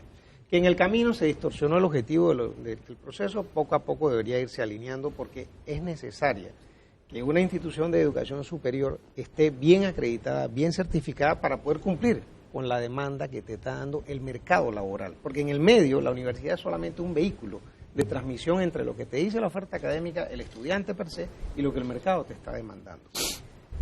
¿Qué sucedió en ese momento? Panamá estaba enfrente de un pico de crecimiento del Producto Interno Bruto casi que impensable, porque nosotros llegamos a tener niveles de crecimiento hasta el 11.6%. 11.6. El promedio de esos 4 años, el promedio fue 10% de crecimiento. Insostenible. Ninguna proyección económica te podía anticipar eso. Obviamente hubo elementos que llevaron a ese crecimiento, la ampliación, la inversión pública. Panamá manejó muy bien la crisis del año 2008, la crisis financiera, Panamá le hizo frente, y como que se combinaron, o lo que se denomina, mucha gente lo menciona así, se alinearon los planetas para que el país estuviera adelante. Hoy nosotros estamos en un punto de ciclo bajo económico, y la economía tiende a ser cíclica. Nosotros tenemos que entender, hoy como panameños, sector privado, sector público y todas las partes involucradas, en que lo más seguro es que estemos al frente de un segundo aire económico para la economía nacional. ¿Qué nos lleva a esto? A que tenemos que prepararnos. Sobre el 35% de los muchachos que no tienen las competencias y que el sector privado exige, es lógico. ¿Por qué? Porque Panamá no tiene un esquema institucionalizado de lo que se denomina la práctica profesional. Yo recuerdo, cuando estábamos en el colegio, que la profesional mandaba los graduandos de contabilidad a practicar a las empresas. Ajá. Y la mayor parte quedaba insertado casi que inmediatamente. En las carreras universitarias, y otros países lo hacen con suprema acertación, y es que todo estudiante graduando de nivel licenciado, su último año tiene que trabajar un número de horas importante, casi que equivalente a un año de trabajo. ¿Qué hacen las empresas? Lo absorben, porque primero es un recurso en que te está llegando un costo muy por debajo del costo promedio, porque es un estudiante graduando. Tú creas un espacio de esquema de compensación, le pagas viáticos, le pagas estacionamiento, etcétera, para que el muchacho venga a trabajar. ¿Qué sucede normalmente?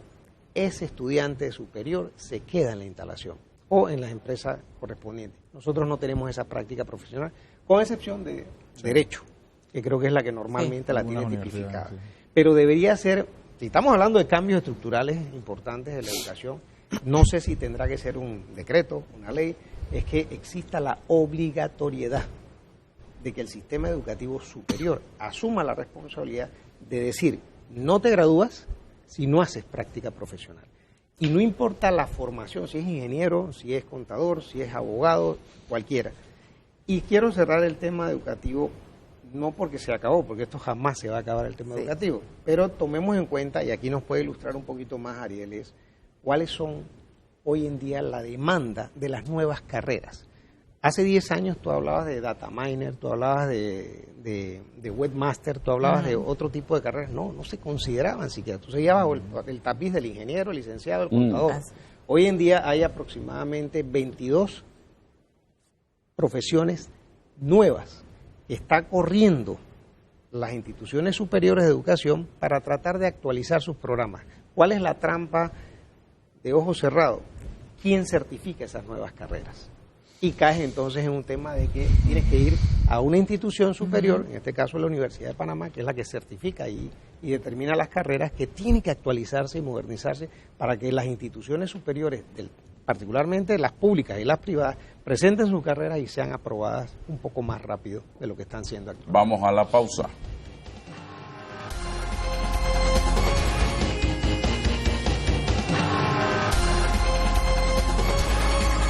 Bien, avanzamos, señoras y señores. Estamos en debate abierto dominical, viceministro. Sí, Álvaro, mira, en el tema de educación, que creo que es definitivamente el tema, y es un tema transversal porque ataca por todos los aspectos, en la delincuencia, en el crecimiento económico de las personas, en el desarrollo integral, en el apoyo a las necesidades de la oferta laboral y todo lo demás. Yo creo que es importante rescatar eso. Yo creo que nosotros como país tenemos que entender, todos, la sociedad, que debemos trabajar hacia un modelo de mayor competitividad. Y esa competitividad se crea fortaleciendo nuestras capacidades, a pesar de que, en efecto, concuerdo con el doctor Danilo de que las habilidades blandas no son muy blandas porque son las que internalizamos desde casa, que eso es importante. Y creo que la mayoría aquí no me dejará mentir de que, en efecto, eso era lo que más había antes. Más que una educación de colegio, teníamos una educación integral de casa en la que los padres también formaban parte de esa formación y ese crecimiento de nosotros como personas, ¿no? Y eso es fundamental porque tenemos que rescatar los valores, los principios morales, y eso es lo que nos ayuda a nosotros a ser competitivos, a hacer las cosas bien y generar mejores iniciativas hacia la sociedad, ¿no? Yo creo que, mira, y te lo digo siendo como también soy profesor en la universidad, es difícil a veces transmitir esas necesidades. Digo, uno a veces lo hace a través de un recorrido por su experiencia, que cada experiencia es única, porque cada persona tiene una experiencia distinta, pero tenemos que atrevernos, tenemos que tomar la opción, como bien lo dicen, de tomar prácticas profesionales. A veces uno no tiene una ganancia que es la que esperara, pero eso te brinda la oportunidad de tener una experiencia distinta, tener interacción con personas distintas que tienen otro tipo de backgrounds, de formación y otro tipo de pensamientos y de criterios, pero al mismo tiempo, como bien lo decía el presidente, dentro del plan de acción, nos ayudas a convertirnos en personas que resuelven problemas. Y al final eso es lo que necesitamos. Necesitamos personas que puedan pensar de manera distinta y que traten de solucionar y buscar soluciones distintas a esos problemas. Entonces, yo creo que lo más importante es manejar las expectativas de la sociedad. Nosotros sabemos que hay una alta esperanza porque haya una reactivación económica, porque la educación se mejore de inmediato, porque las condiciones de los panameños cambien casi que de inmediato, y en eso siempre hemos sido bastante comedidos, y el presidente, como siempre lo dice, más vale una verdad amarga que una mentira dulce, ¿no? Entonces es importante que la sociedad lo entienda, porque para esto hay que establecer políticas públicas. No son cuestiones que en algunos casos se desarrollan de un día para el otro, porque en el caso, por ejemplo, de la educación, tenemos que hacer los estudios correspondientes, desde un punto de vista de demanda laboral, así como también de nuestra oferta académica. Equiparar eso para que podamos decirle a los panameños realmente y dejarles de mentir que necesitamos más abogados, más doctores, más contadores, etcétera. Se necesitan todos, necesitamos obviamente tener una oferta laboral amplia y una oferta educativa amplia para poder servir esa oferta laboral, pasando también por los aspectos vocacionales, técnicos, pero también tenemos que pensar en los empleos del futuro. Ya nosotros deberíamos estar pensando en esos empleos de personas que van a manejar a los robots, que al final son los que van de verdad a administrar las cosas en el futuro. Entonces, es un cambio de mentalidad, es un cambio cultural, y es importante que todos formemos parte de ese cambio. Promover el emprendedurismo. Así es. Porque no todo el mundo puede estudiar para ser empleado. De acuerdo. También hay que buscar los mecanismos, y el gobierno tiene, por ejemplo, AMPYME, que sería bueno también fortalecerlo, darle la mano para que vaya promoviendo el emprendedurismo en la gente. Ellos están participando con nosotros, y por eso te decíamos que para nosotros no son ferias de empleo, son ferias de oportunidades. Y le hemos cambiado totalmente el esquema, porque AMPYME está participando con nosotros con el tema del capital semilla para poder nosotros ir detectando a ese sector de la población, y así lo estamos trabajando. Precisamente el viernes se dio la Feria de Oportunidades en Chiriquí. Tenemos el próximo miércoles, el próximo 11, tenemos la megaferia que vamos a tener aquí en Panamá, donde nosotros vamos a tener también la participación de AMPYME. Mira, Álvaro, hay muchos sectores que están participando. Al Ministerio de Trabajo nos han visitado muchísimas empresas relacionadas también a los call centers, que es un sector importante que está reclutando también muchos jóvenes, y vamos a tener un segmento especial para estas empresas de call centers que necesitan jóvenes que hablen inglés para poder en esta feria atender a ese sector de la población.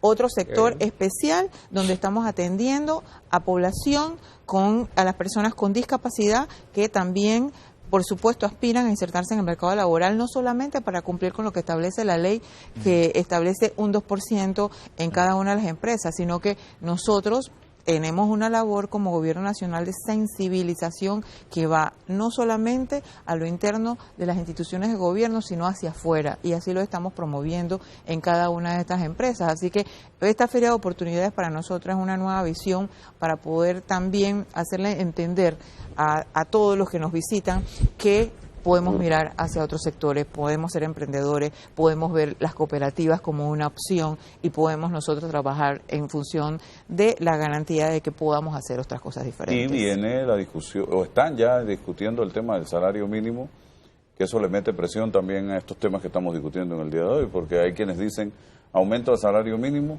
reducción de puestos de trabajo porque hay que cubrir ese aumento.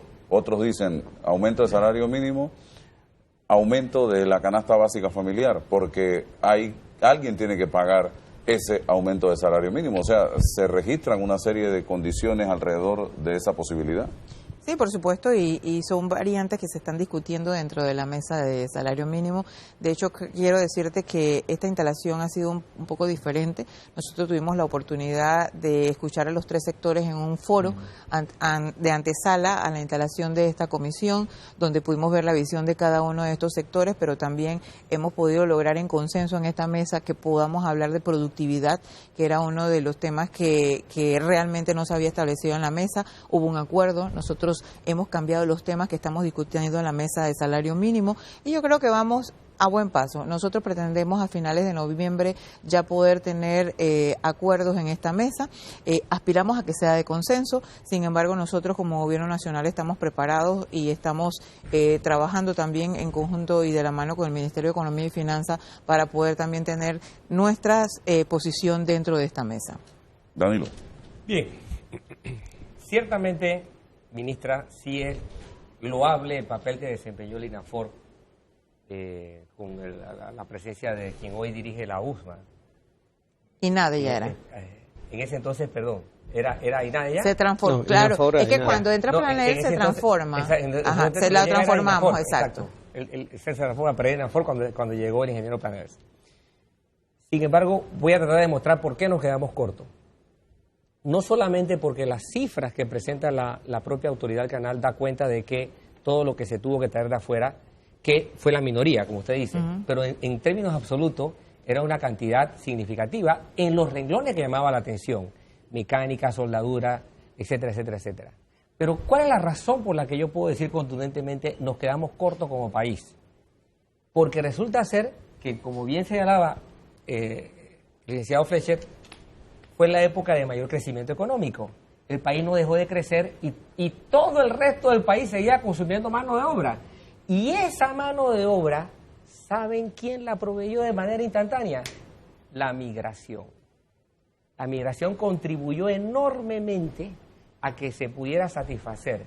Por eso fue injusto ese disfraz que se utilizó, porque Crisol de Raza era una política laboral disfrazada.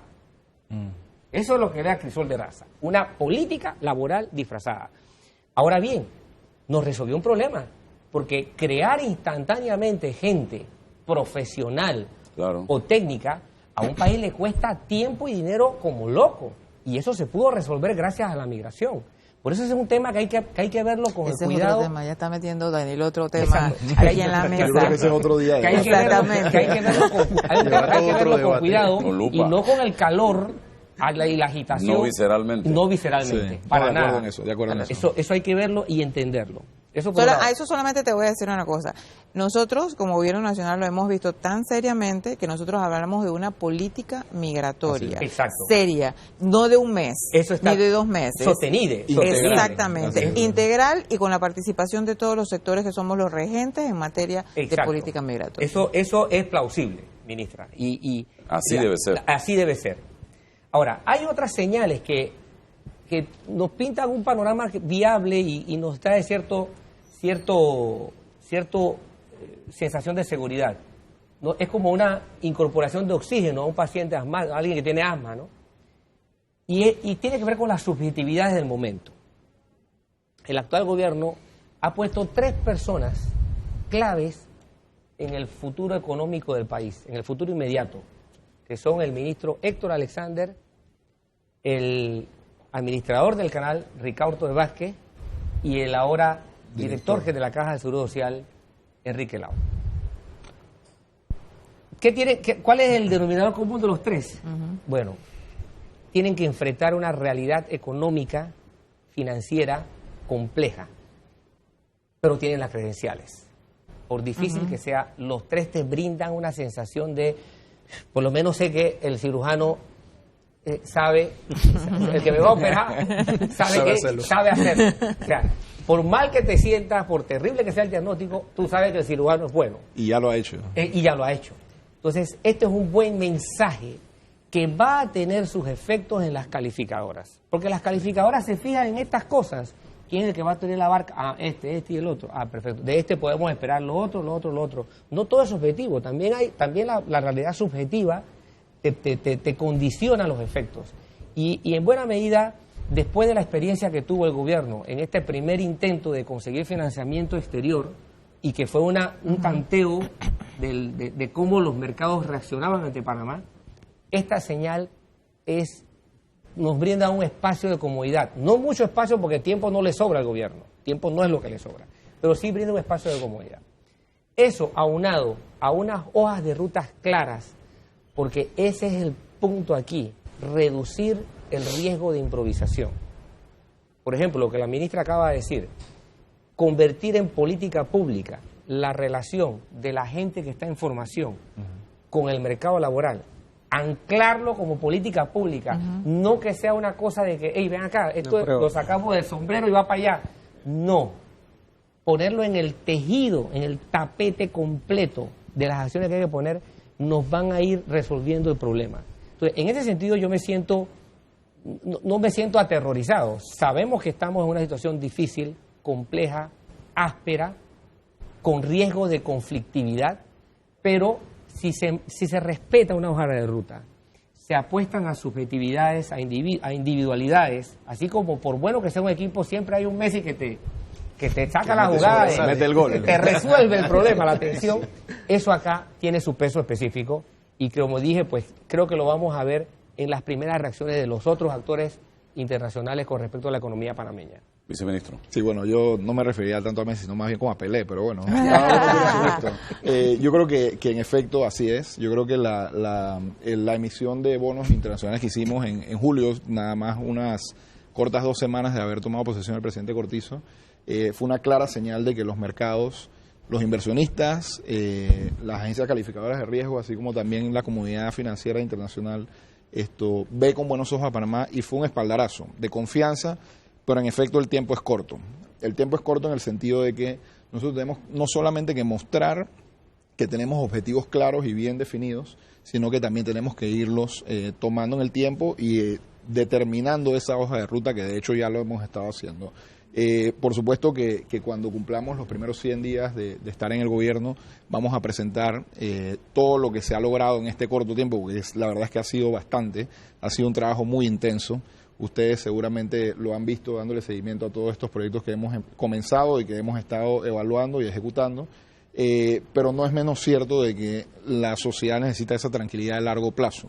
Entonces, estos sujetos que en efecto son personas individualidades muy, muy importantes para el país, porque están definitivamente en uno de los puestos más claves de todo el gobierno, la ACP siendo la principal empresa del Estado, la Caja del Seguro Social, que todos sabemos las implicaciones que tiene no solamente para el hoy, sino a futuro de todos, y por supuesto que el Ministerio de Economía y Finanzas, que a pesar de que es una mesa más dentro del equipo del Consejo de Gabinete del presidente Cortizo, sabemos que obviamente es donde principalmente se concentra el tema de planificación y ejecución presupuestaria. Y en ese sentido yo creo que es importante también recalcar algo que no hemos mencionado, que obviamente fue parte del plan de acción y que se mencionó bastante durante la campaña, y es la planificación. La planificación no solamente en estos 5 años, sino a futuro. El sentamiento de esas políticas públicas que como Estado nosotros deberíamos enmarcar para efectos de que todos seamos incluidos en ese gran plan de desarrollo nacional, que no solamente involucra un crecimiento económico por un porcentaje, sino que ese crecimiento económico realmente llegue al panameño de a pie y a aquellos que no están insertados de manera adecuada en ese desarrollo sostenible, ¿no? Y para ello, nada más recalcar y recordar que una de las tareas importantes que tiene el doctor Alexander junto con su equipo es el desarrollo de un instituto de planificación, como bien lo comprometió el presidente Laurentino Cortizo, porque en efecto nosotros consideramos que las labores diarias del Ministerio de Economía y Finanzas a través de la ejecución presupuestaria y toda la serie de responsabilidades que tiene, lamentablemente le han desenfocado en los últimos 21 años, desde que se fusionó el Ministerio de Planificación y Política Económica con el Ministerio de Hacienda y Tesoro, de esas labores de planificación. Y la planificación va más allá de solamente una ejecución presupuestaria de 1 año o de 5 años a través del plan estratégico de gobierno, sino que tenemos que verla en el tiempo, hacia dónde queremos llegar y qué Panamá es el que nosotros queremos. Desarrollo regional, desarrollo comarcal, desarrollo de áreas urbanas, en fin, un desarrollo integral que ataque diferentes aspectos y que, como bien lo mencionaba el compañero de Manpower, Ariel, en efecto tenemos que atacar y crear nuevos tipos de economías. Ahí es donde parte clave de toda esta discusión es el apoyo importante que le vamos a dar al sector primario y al sector secundario. Un sector secundario que es incipiente, que todos sabemos que lamentablemente aquí en Panamá no hemos desarrollado de manera adecuada una industria, pero tenemos que generarla. A través de esa generación, y que tal vez va a ser mucho más apoyada por inversión extranjera directa, salvo que obviamente algunos inversionistas locales pretendan asumir cierta parte del riesgo, nosotros vamos a poder generar nuevas plazas de empleo, nuevas capacidades técnicas y profesionales, y por supuesto que va a haber mayor transferencia de conocimiento. ¿Estas metas tienen fechas? ¿Ustedes tienen Estamos en este momento desarrollando el plan estratégico de gobierno, que por ley tenemos la obligación de presentarlo entre los primeros 6 meses de administración, es decir, antes del 31 de diciembre de este año. Y en efecto todas tienen una cuantificación y determinación en el tiempo de cuándo van a ser ejecutables. Y el Instituto de Planificación se está trabajando en paralelo, así que también pudiéramos decir que estamos avanzando en todas ellas. ¿Compromisos, señora ministra? Bueno, fíjate, el compromiso nuestro, además de la tarea que tenemos nosotros desde el Ministerio de Trabajo, de trabajar de forma tripartita con el sector, tanto de los empresarios como los trabajadores, y poder garantizar la paz social, sobre todo en esta tarea de poder nosotros aportar desde esta institución a lo que es las políticas públicas en materia de empleo, seguir trabajando mancomunadamente, orientando, y creo, Danilo, que algo que nosotros tenemos que tener muy presente y que creo que no se llevó a cabo con cada una de las iniciativas que salieron de la alta comisión es el seguimiento y la evaluación. Yo no creo que eso es sumamente importante, es algo que nosotros estamos estableciendo y dejando claro, sobre todo en el programa que vamos a lanzar en este programa, porque para nosotros no avanzamos si nosotros no podemos darle seguimiento y podemos tener los resultados al final de cada uno de estos procesos. Y el compromiso nuestro, además desde la Dirección de Empleo, también poder garantizar, por supuesto, la atención, como han manifestado tanto el viceministro y el presidente de la República, de poder nosotros de nuestras instituciones tener como ente primordial trabajar con las personas, tratar a la gente como gente y poder planificar cada una de nuestras actuaciones y poder encaminarnos en conjunto y como equipo hacia el buen gobierno que hemos estado estableciendo. ¿Vemos o podemos pronosticar un mejor 2020? Por supuesto que sí. Nosotros siempre trabajamos en positivo, Álvaro, y desde que iniciamos hemos estado haciendo nuestras proyecciones en función de ir avanzando en positivo cada día que pasa. Yo creo que el presidente ha dado muestra en cada uno de sus pasos, en cada una de sus actuaciones, que nosotros estamos trabajando para el beneficio del país, que ese es nuestro norte y hacia ahí es donde vamos. Bien, ¿usted? 2020, ¿cómo lo ven? Por supuesto que va a ser mejor que el 2019. Y no solamente eso, sino que van a tener un gobierno que va a estar muy cerca a la sociedad y muy cerca al sector privado. Porque todos estamos claros y el presidente tiene esa visión de que como equipo es la única forma de sacar a Panamá de esta situación en la que está y llevarla a mejores días. ¿Cuándo arranca la discusión de las vistas fiscales, vistas presupuestarias en la Asamblea? Tengo entendido, bueno, el proyecto de ley de presupuesto general del Estado para el año 2020 se debe estar presentando en los próximos días al Consejo de Gabinete, con lo cual posterior a ello ya el ministro Alexander estará autorizado para presentarlo a la Asamblea y ahí deberían arrancar las reuniones o las vistas presupuestarias en la Comisión de Presupuesto. ¿Qué porcentaje de ese proyecto está metido a la mano del gobierno anterior?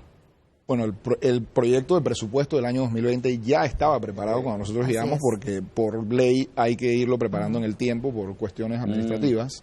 Sin embargo, nosotros obviamente, aparte de el ajuste o el plan de austeridad con eficiencia que se aprobó en gabinete, que también influyó en el presupuesto 2019, hemos revisitado ese proyecto en conjunto con cada una de las instituciones del Estado para determinar obviamente el orden de prioridad de las inversiones. Aquellos proyectos que no se estaban ejecutando, que tenían una muy baja ejecución, por supuesto que han sido sacados, que fue parte del plan de austeridad o de ajuste presupuestario, austeridad con eficiencia, y asimismo dándole paso a muchos de los proyectos que son parte del plan de 5 años del gobierno del presidente Laurentino Cortizo, que consideramos que tienen mayor